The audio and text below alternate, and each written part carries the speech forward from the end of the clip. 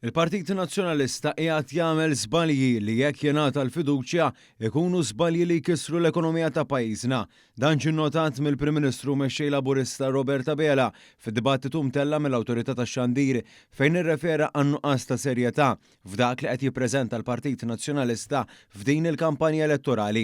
Hija l-kwistjoni ta' kredibilità. Sakemm għadek fl-oppożizzjoni u tagħmel dak it-tip ta' żbalji jibqgħu żbalji tal-partit. Jekk tkun qed tmexxi waqt pandemija, jekk tkun qed tmexxi waqt 3 kriżijiet globali u 3 gwerer u tagħmel dak it-tip ta' żbalji tkisser ekonomija tal-pajjiż u tkisser il-futur tal-familji tagħna. Dr. Abela nota wkoll kif il-Partit Nazzjonalista ħeba suppost esperti li qalli għandu u bekk ma kienx onest mal-poplu waqt li kienet jippreżenta dak li skontu huma l-akbar wedit li qed jagħmel. Hawn il-Prim Ministru rrefera n-nuqqasijiet serji li dieru l-aktar brabta mal-weda ta' trasport tal-massa fejn minkejja d-dikjarazzjonijiet li l-istudju mal-esti naqsu milli jippreżentawhom.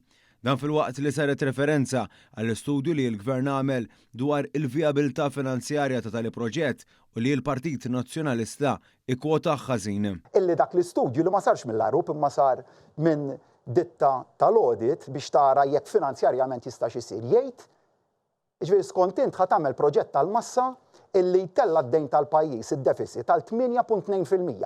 Meta bir-regoli Ewropej ħalluk tibdih proġett hekk.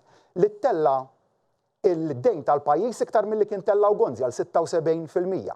Tkun irbaħtlu hemmhekk ukoll. F'battuti li għamel il-Prim Ministru elenka kif għalkemm l-użu tal-intelligenza artifiċjali jista' jkun għodda b'saħħitha dan ma jistax ikun sostitut għal studji professjonali fil-qasam. Biċ-chatbot ma tmurx tinnegozja il-budget mal-Kummissjoni Ewropea jew l-ikbar budget Ewropew illi ġimagħtejn oħra, 3 ġimgħat oħra skont minn minna jkun Prim Ministru ser imur jinnegozjah fil-Kunsill Ewropew.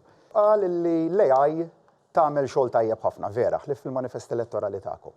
Matul dan id-dibattitu l-Kap Nazzjonalista għażel li jkun selettiv ukoll brabta ma' sistema ta' tassazzjoni ta' pajjiżna.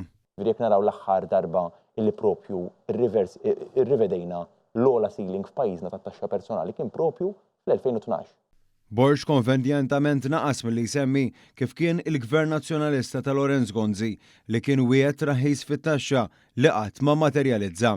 Dan kien ikkontrastat ma' sosten li ta' Gvern Laburista fl-aħħar snin waqt kriżijiet internazzjonali ma jaqtaw xejn u li għadhom persistenti. Sa dalgħodu tiftaħ il-Financial Times u tara illi l-Gvern tar-Renju Unit se jżid il-prezzijiet tal-enerġija bi 13% għal households tiegħu għal familji biżijiet kbar fuqhom.